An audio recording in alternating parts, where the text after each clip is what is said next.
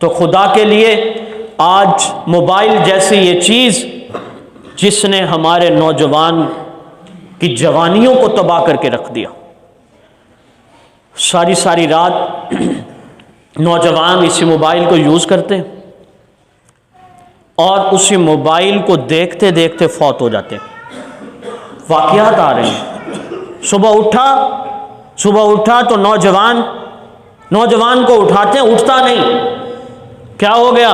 سارے اکٹھے ہوتے ہیں، حرکت دیتے ہیں، روح قبض ہو چکی، کفن دفن کا انتظام، موبائل کو جو کھولتے ہیں تو ننگی فلمیں چل رہی ہیں۔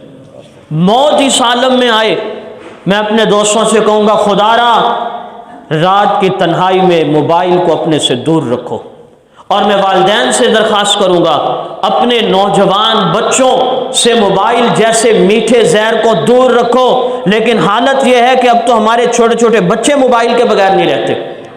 آپ کا بچہ چپ ہی تب ہوتا ہے جب وہ موبائل لیتا ہے۔ اس میٹھے زہر سے بچوں کو دور رکھو ورنہ ہماری نسلیں تباہ ہو جائیں گی۔ کسی شاعر نے زانی کے بارے میں کہا تھا، زانی تجھے اس موڑ پر لے آئیں گے حالات، زانی تجھے اس موڑ پر لے آئیں گے حالات، جینا تو دور کی بات ہے تو مر نہیں سکے گا، جینا تو دور کی بات ہے تو۔ زانی کی جو زندگی ہے وہ روزانہ مرنے کی ہوتی ہے، صحت تباہ ہو جاتی ہے، چہرے سے نور ختم ہو جاتا ہے، توبہ کی توفیق چھن جاتی ہے، اور تاکہ وہ نہ دین کا رہتا ہے نہ دنیا کا رہتا ہے۔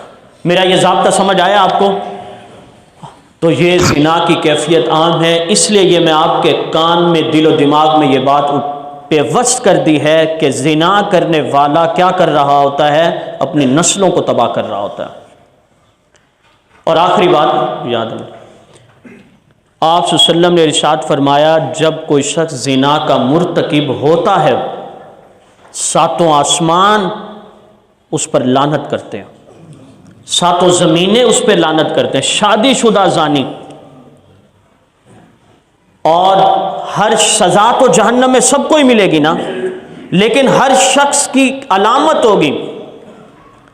ایک آدمی 2 سے 3 بیویاں ہیں، اس کی انصاف نہیں کرتا تو اس کا جسم ایسے ہوگا جیسے فالج زدہ شخص کا ہوگا۔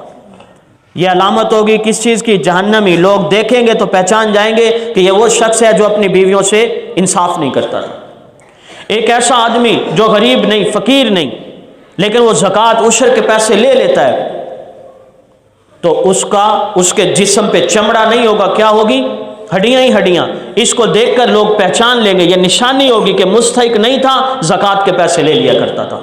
اسی طرح زانی جب جہنم میں ہوگا تو اس کی شرمگاہ سے ایسی ری خارج ہوگی، ایسی سمیل خارج ہوگی کہ جہنم کی ساری تکالیف سے جہنمیوں کو اتنی تکلیف نہیں ہوگی جتنی اس کی ری سے تکلیف ہوگی، اور اس سے اندازہ ہو جائے گا کہ یہ شخص زانی ہے۔